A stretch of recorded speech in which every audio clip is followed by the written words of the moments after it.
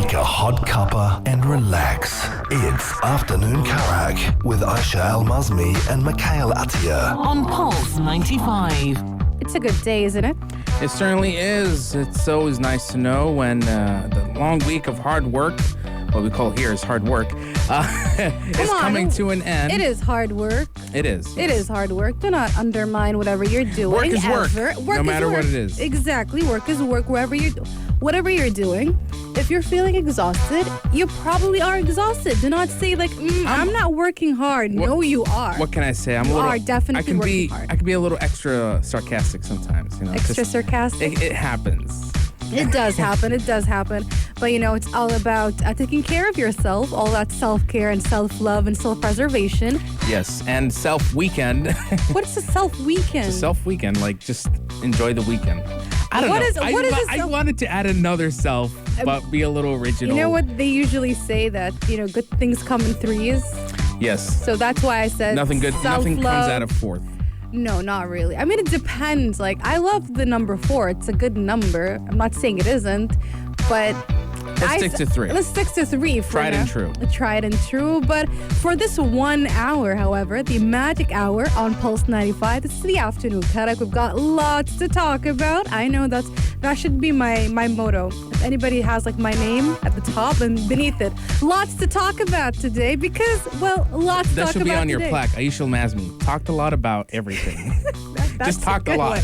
That's a good one. Talks a lot. Actually, yesterday I was sitting with my cousin and we were just, just talking about, and we were making just talk about our family, etc. Yeah. And she goes like, just as a joke, I'm like, yeah, I talk a lot. She's like, yeah. I'm like, well, obviously I talk a lot. If I do not talk a lot, would I be on a radio show? Would they have given me a radio show if I do not talk a lot? She makes a good point. I make a good point. It's a career choice. it's something it's an unintentional career choice. I was born for it, basically. If anybody needs me to talk their heads off, I am available. 4215 at Salat Urdu, and so is Mikhail. We're really good at that, which is why we're going to be kicking off this hour with a celebration and Hill to Die On? Hill to Die On once again. Okay, I gotta hear this. This is very controversial. I know a lot of people are gonna hate me for it. I wonder what you're gonna be arguing about. You know what I'm gonna be arguing about if you think about it, because it's very obvious what I'm gonna be talking about. I'm ready. And we're gonna be talking about the new Predator movie. The title, plot details, and timeline have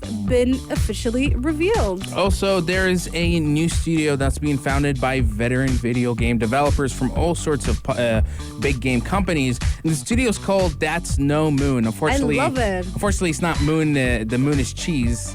Maybe someday we'll have that name of the studio. That's gonna be my name, the name of my company. The Moon is made of cheddar cheese. Actually, you can argue what cheese it is, but it's definitely made of cheese. No dream is too big. No dream is too big, especially here on the Afternoon Karak. And apparently there might be a new Haunted Mansion movie. Do you remember that movie from Disney? Starring Eddie Murphy? Yes, yeah. But this one might be starring Tiffany Haddish and Lakeith Stanfield. Maybe, because it's a rumor. And also we're going to be having a discussion about the creators of Near Reincarnation. The developers say they do not expect much from the West, and this brings up the whole topic of the different preferences within the gaming industry across the entire world. Yes, and a really cool story about a YouTuber who is he's just basically really good at doing deep fake videos to the point that Lucasfilm hired him. This is a really great story. We want to talk about that and so much more. Guys, don't forget to join the conversation. Text us 4215. It's Salat Urdu, or even watch our live stream at Pulse 95 Radio. But coming up next, let's do our little celebration. What are we celebrating today? We want to get a little saucy. We want to get finger licking. We want to talk about and celebrate Happy Chicken Wings Day, International Chicken Wings Day. Yes, Chicken Wings Day. And I think you guys know where I'm going with this. And I want to say that, are you ready for this? I'm trying. I'm mentally preparing. Let's go. Boneless chicken wings are valid. No. Yes. No. Yes, they are. Yes, they are. They are valid. Okay, listen, I'm not going to Don't tell me it's chicken tenders. They're not chicken wings. I don't care. I feel like I know chicken wings. If you're gonna order boneless chicken wings, you might as well go to McDonald's and get yourself some McNuggets. Here's what I'm. And a kid's meal. Here's my point, Mikhail. Here's my point. The chicken wing is not about the actual wing itself, but it's about the sauce and the dry rubs, and it's about the culture. It's not only about the fact that it is a wing. And honestly, if the wing wasn't the most impractical part of a chicken, then there wouldn't have been a boneless version in the first place. Have you ever been? I know that their chicken strips exist in KFC, right? Yeah. But do people usually go for it, or do they usually just go for the, for the breast meat, or they go for the thighs or the legs? Nobody has any issues with any other part of the chicken except for the chicken wing. So it's just a problematic piece of the chicken. You said we were gonna have a good time today. It's Thursday, it's weekend vibes, but I'm hurting a little because I'm on the other side of this. I love having the bone in the chicken wing. It is, like you said, it's a culture. For me, it's a ritual. I know. Just the nibbling till the last bit of chicken, having in my hand, getting all dirty and enjoying a really great chicken wing. That's what it's all about. It's a waste of time. I have another argument about the whole putting your gloves on. I get when women have to do it because they want to probably protect their nails. Everybody would want to wear it. No, I feel like you really got to get in there, nitty gritty, and have a good time. That's what it's all about, in my opinion. But I just to put it on a good note, funny note actually, there was this restaurant in the UAE that every Monday for 90 dirhams. I remember you always speak about it. I not only spoke about it, I went there almost every Monday, and at a certain point they stopped doing the promotion, and there was a part of me that felt it was probably because of me and my group of friends. I remember I brought my brother Raf from the States, and he's a big guy and he eats a lot, just like me. So I get the feeling when they saw us, they're like, yo, we're not gonna make any profits today, fam. Not every Monday for the rest of our lives. It's not gonna work out as long as this guy and his friends live in the UAE. Yeah. That's not gonna work out. That's up to zero profit. I do miss all you can eat chicken wings. I haven't done it for a while, but I think maybe this celebration could encourage me to do so. Oh yeah, definitely. I think you should definitely go and celebrate it as soon as you can. Maybe next Monday, but no, they removed the promotion. Favorite sauce? Favorite oh God, that's very blend. difficult. That's very, very hard, because you know what I usually like doing? I actually get two different, one is I would go for the dry rub. That would usually be the mild one. I would go for lemon chicken. I would be mild. Yeah. But then the sauce would be the spicy one. Okay. For me, I love eating purely lemon, just very citry kind of sour chicken wings. Yes, as so well good. As well as a mix of buffalo sauce. And there's only very few restaurants that do it right. But blue cheese, oh yes, Lord. Goodness. I think you and I can both Heaven agree. on a bone. Blue cheese. Okay, here's one for everybody else. Blue cheese over ranch. Blue cheese all the time. Blue cheese all the time. over ranch.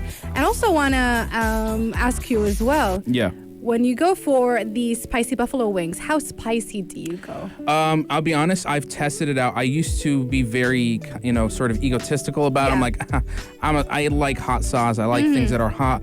So I would do a few rounds that were very, very spicy, but I realized it made my taste buds numb. Yeah. And so I couldn't have another round because then it would just really hurt the eating process. So what I would do is I would do maybe 2-3 rounds of mild to spicy. Then the last one, I'm gonna hit it with the hottest thing ever. Oh, wow. Yeah. So I'm kind of similar here, but I'm sort of a veteran at this. Okay, you humble brag. Yeah. But for me, like I said, I like going, when it comes to the dry rubs, I like going for something lemony, citrusy, which is, again, I always go for the lemon pepper. It's my favorite. Yummy. But then again, when it's saucy, I go for something that's not too hot, because just like you, I'm like, what is the point? I mean, for us at least, we can say that we really don't like having or to eat something that is just so hot that it completely numbs our taste buds. And then it's like, what are we going to do next? But you could end it with a bang. That's how I do That it. is true. But I could only eat 2 portions, Mikhail. So I'm like, I need to make do with what I have. Yeah. And then when it comes to the sauces, I usually go for perhaps like a mango habanero kind of thing. And it's really good. For example, I like those sweet and spicy sauces, but also just Good old Buffalo Wild Wings, really, really good. Guys, text us 4215 Bitsalat or do. We made several controversial statements in the past 2, 3, 4, 5 minutes. Join the debate. Text us 4215. It's Slaughter Dude. Chicken wings, bones or boneless? I want to hear from you guys and give me your reasons. And also ranch or blue cheese. And also if you like wings, I mean like the actual wings with the bone in, which one would you like? Because I feel like there's drums and flats, right? Yes. So, and I know that people also argue about that. So chicken wings is not something as basic or simple. We're starting a war here. People start several wars, several battles over this delicious meal and dish. Coming up next, we're going to be talking about the new Predator movie. We've got the title, we've got the plot, and the timeline that is finally revealed by the producers themselves. Coming up next, right here on the Afternoon Karak.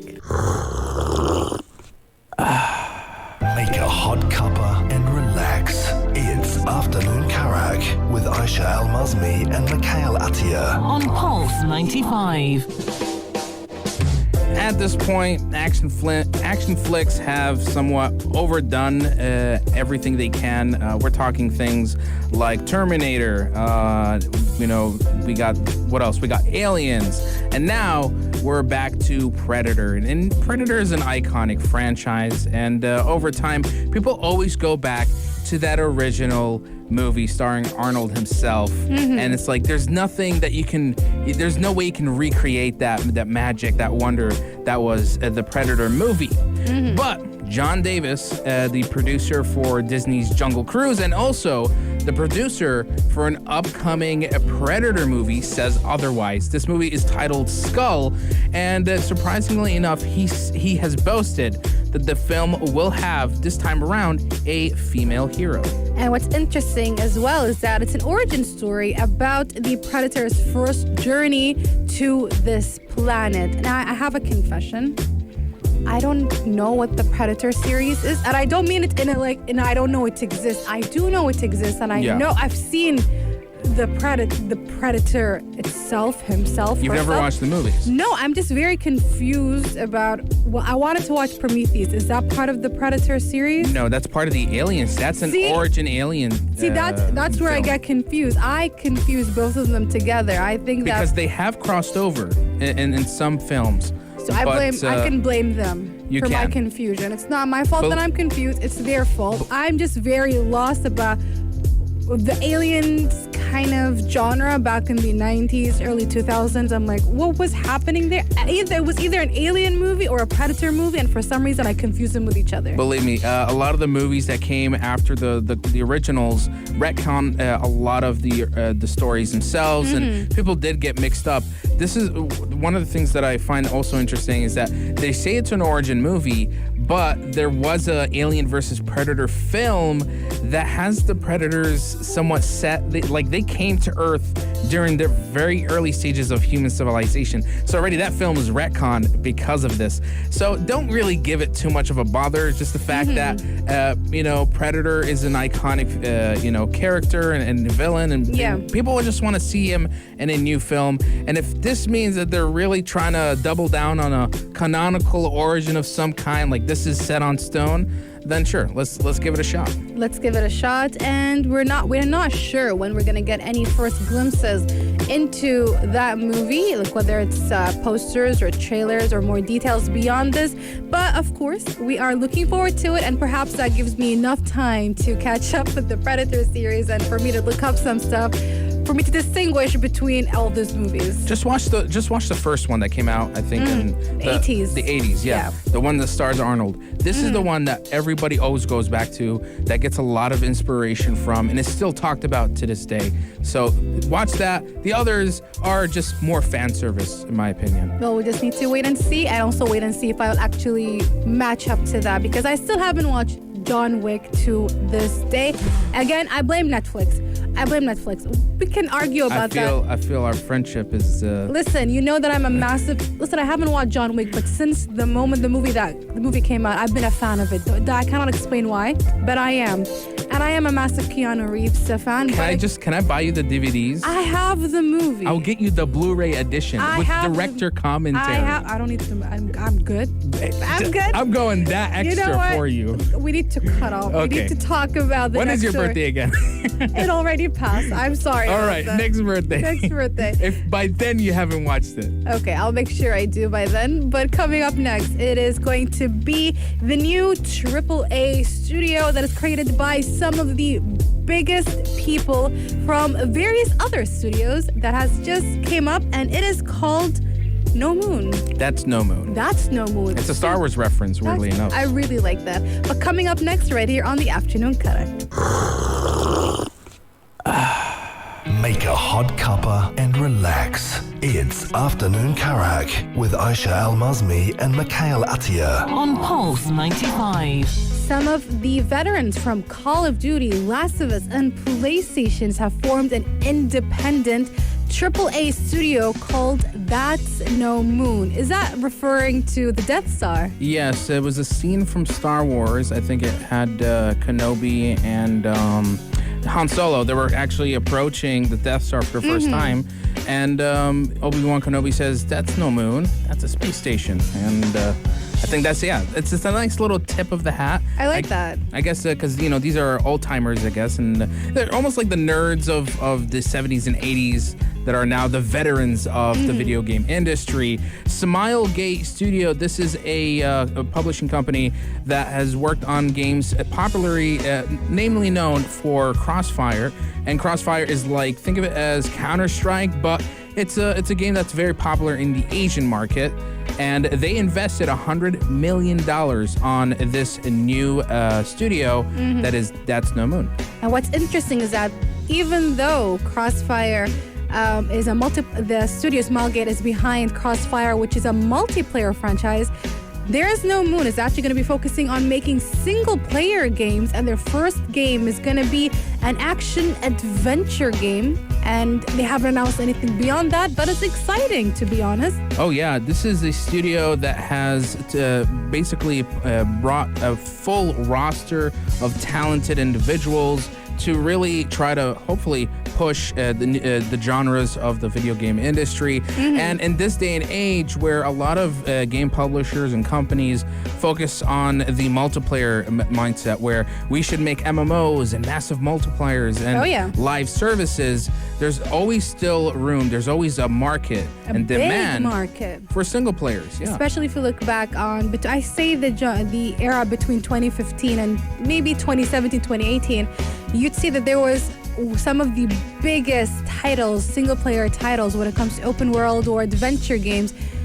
They were all AAA games, and every single person enjoyed those games, and a lot of people have played them, and we're getting sequel after sequel now. Yes. For example, Horizon Dawn. Horizon Zero Dawn. Horizon Zero Dawn. This is not the first time I do this. Don't worry, it took me a while to memorize this. For the past maybe 3 years, I've been saying it the other way around, and like the struggle is real. The struggle is real. You got me. But yeah, single player games out there such as God of War, The Last of Us, Uncharted, and so many other campaigns that has still players always wanting a new story to be told. And I'm glad that That's No Moon has the funding. It has the roster, a huge team of very talented and just veteran people. These are people from Bungie, from Naughty Dog, from Sony themselves, that are all come together to make one of a kind and hopefully an original intellectual property. Yes, we cannot wait for the games to come out of the studio.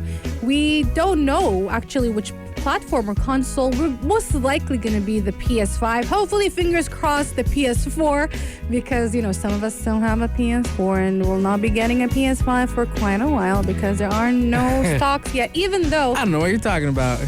Even though, by the way, there's actually some news that came out, I think a day or two ago, that the next stock of PS5 consoles is going to be the biggest so far. I hope so. So hopefully I can get my hand on a PS5, even though I wanted to wait a year and a half, but If I keep on waiting, I probably will get one in 2025. I'll rent you my PS5 for a price. That's Friend discount. for what? For a price. I was like, oh, that's never mind. 99% friend discount. Never mind. You can keep your PS5. I'm Pay me getting. with friendship. That's it. Oh, now you changed it. We went from I'll pay me. I'm damage controlling. Because you don't want me to hold a grudge for the next No, month. because we're do we? live. We're going to take a short break, guys. And coming up next is the sports headlines and more stories and rumors right here on the Afternoon Karak. Speculation, gossip, or hoax. Rumor has it. Rumor has it, according to the Hollywood Reporter, they claim that Tiffany Haddish and Lakeith Stanfield are in talks to star in Disney's Haunted Mansion, which isn't going to be connected to the original Haunted Mansion that was starring Eddie Murphy, but rather is probably a standalone or a reboot of that movie. Most likely. At this point, Disney has somewhat shown us that they've been digging into old intellectual properties and, well-known franchises. They've basically gone almost throughout the years creating live-action adaptations of your favorite princess movies, and now they're going back and looking at, their ride attractions. Recently, actually, Jungle Cruise just came out. Yeah. Been meaning to watch it. I know that movie got delayed from last year. For a very long time. I've almost lost interest, and now just because of the story, I remembered I need to watch it. So hopefully this weekend I'll get a chance. And Haunted Mansion, I remember when I watched it, it didn't, how do I put it? It didn't really attract me. A movie about a ride attraction did not attract me. Anyway, Not surprising. I'm making puns here. That's okay. I'll give you a clap. How about that? Thank you.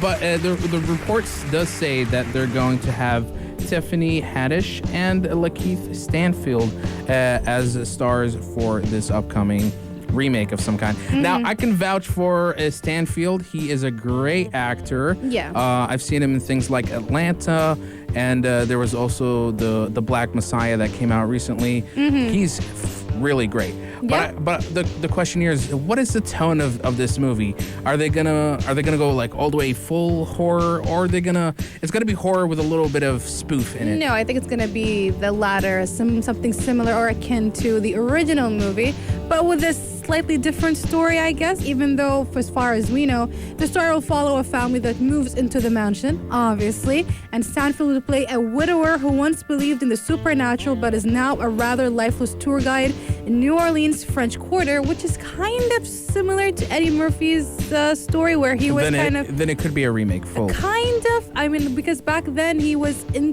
like that person who was like, oh, I don't believe in the supernatural. The only difference here is the story of it, where there was a family back there, and I'm not sure about even though it says follows a family. Yeah. But he's a widower, so does he have his kids there, or is he just going in with what's going on within that aspect? We don't know much about it. But we also know that Haddish would play a psychic hired to commune with the dead. Okay. Weirdly enough, I'd like to think that it could be a sequel, because it would be nice to have Eddie Murphy come in as a cameo of some kind. Maybe a cameo. They step into the Haunted Mansion and there's a portrait of him, and I'm like, oh, what could this mean? Or he's a ghost. Or he's a ghost? He's a ghost. That could work as well. Well, we'll have to see. We have to see, and I think Mikhail and I are kind of numb now to all the remakes and reboots from Disney, especially from Disney.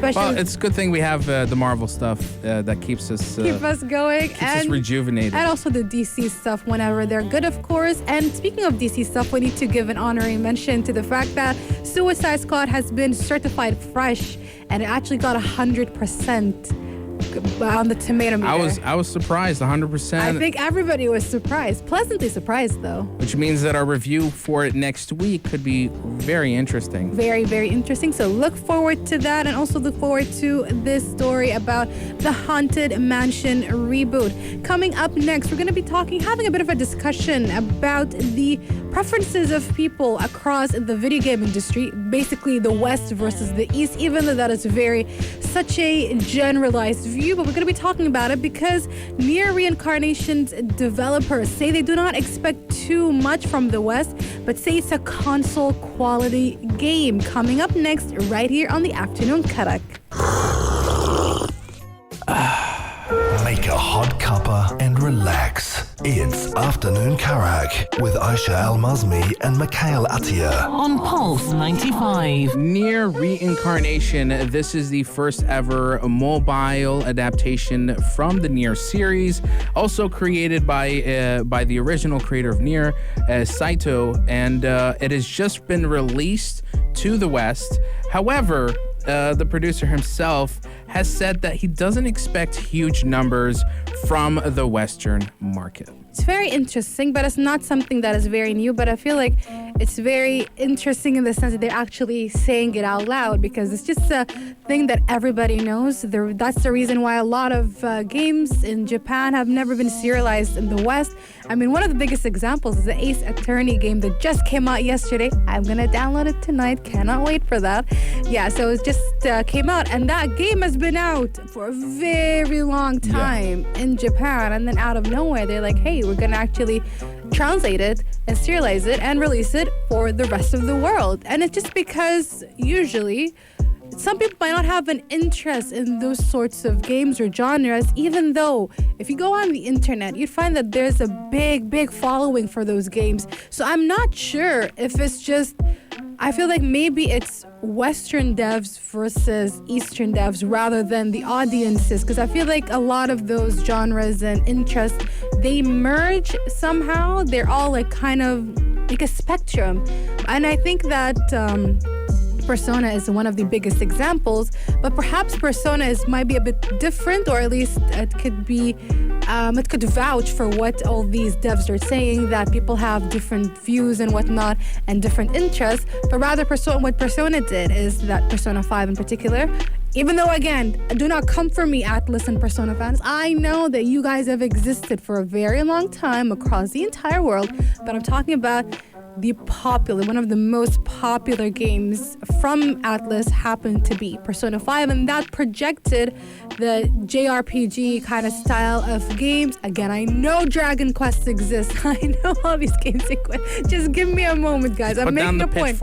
I'm making a point right here, and I know you guys agree with me with this, because it just propelled it. It made it, put it up there with all the AAA games, with the open world games, with the adventure action games, that, hey, turn-based games are also kind of fun. And look at them. They can be very engaging as well. They're not as boring or very old-fashioned or very Japanese or Eastern as you think. Yeah, it's taken some time, but there is gradual appeal. Oh, yeah. But it's also, I believe it's because what is popular in the Western market? Things like Fortnite Mobile, PUBG Mobile, Call of Duty Mobile, Clash of Clans, Angry Birds, and such. Nier Reincarnation takes a lot of its elements from the original series, and it's also turning into somewhat of a JRPG turn-based design. Yeah. That, especially for people who use mobiles, is maybe a little bit foreign, and that's why the developers, even the producer himself, are being realistic. They're saying it's not going to pick up as much as we expected, but there is always a group out there. There's always that niche, and there's always hardcore Nier fans who'd love to play a new game in the series. And what's interesting is that when you think about mobile games, I feel like you can easily put them into two categories, which is something akin to Fortnite, like as in battle royale games or multiplayer games. The freebie model. Yes. Meanwhile, you've got gacha games, which are the complete opposite, even though they both kind of work with loot boxes and whatnot. But you see that this design of this game is very different, and yet it is still thriving. There's a massive following for those games. I mean, look at Genshin Impact and how everybody's playing it across the entire world and how massive a following it has. So it just begs to say that, there is always room for any sort of game out there. Now with the internet and people chatting on social media, people are more exposed to a lot of games they've never been exposed to before. And also developers and studios can reach out and look out and find more about the market through the social media platforms, whether it's Reddit, Twitter, or YouTube. They can just find out and check out what do people want. And I feel like that can easily help people or propel them towards creating all kinds of games that are for everyone, which is why I'm very excited about this game, because it's also, according to the devs, that it's been created with a kind of console mentality, as in it's for the mobile phone, but it has the quality of a console game. Exactly. So looking forward to it when it comes out. as soon as possible. Coming up next, we're going to be talking about a success story where a deepfake YouTuber, I know that deepfakes are usually have very negative connotations, but this time it's actually very good because this person kind of dabbled around with some Star Wars footage and then Lucasfilm hired him. Coming up next right here on the Afternoon Karak.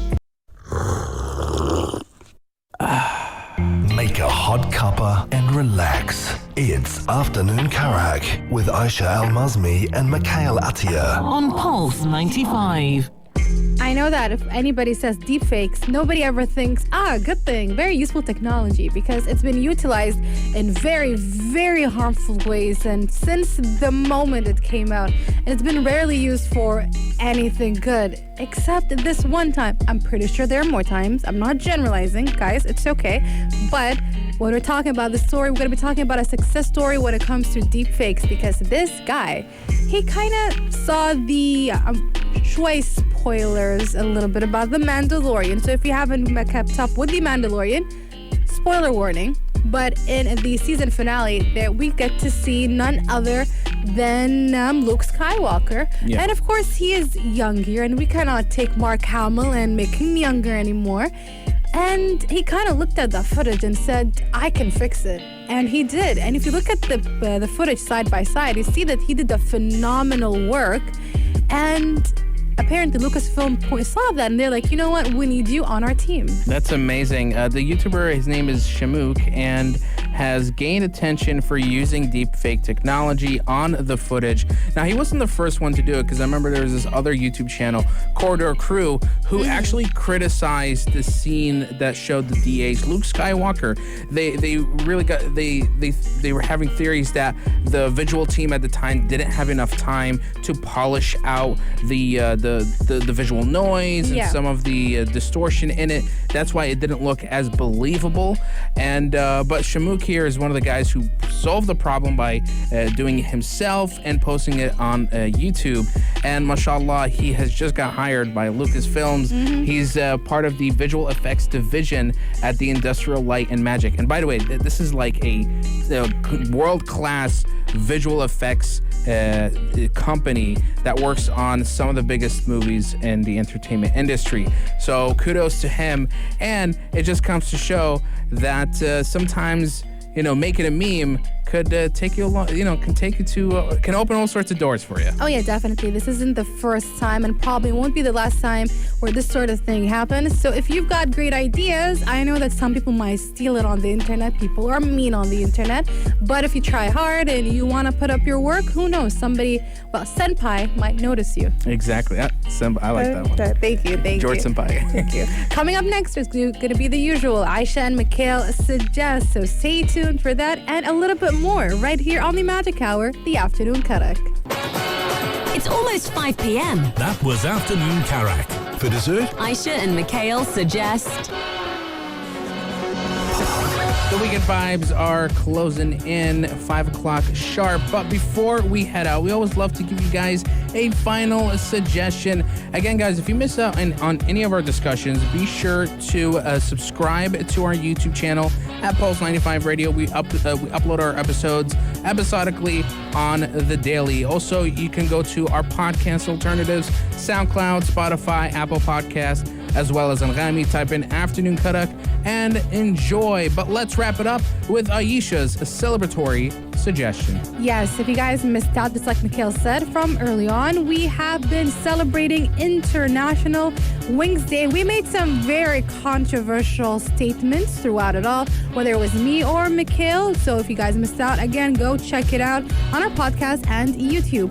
And it only makes sense that since it is Wings Day, that you get some wings on and get yourself a big bucket of wings. I know where I'm going today. I'm going to the, what is it called? I hope I get it right. Zawaya. Yes. Zawaya. There is a Buffalo Wings spot there, and I got a buy one, get one special on that one. Oh, that's a good one. So I'm going to spoil myself. Actually, if you guys, perhaps if you call up or check out the social media accounts of your favorite wing stores right here in the UAE, some of them might be doing some sort of discount, buy one, get one, or some interesting things, or maybe they're celebrating it as well. So go check them out and definitely get yourself a big bucket of wings, whether it's with the bones or boneless. I stand by that. Bone or boneless, just make sure to keep the debates on the side. Yes! That's a good one. Yes! That's a very good one. All right, we end off on a high note. Guys, thank you so much for tuning in. But we got to wrap it up and leave the desk for Yella home. Yes, and with that, we say take care. Have a lovely time. Have a lovely Wings Day. And also, because it is... Ladies and gentlemen, the weekend. If you liked this episode of Afternoon Karak, drop a like and subscribe. Pulse 95. Be sure to follow us on Instagram for all our daily updates and top stories.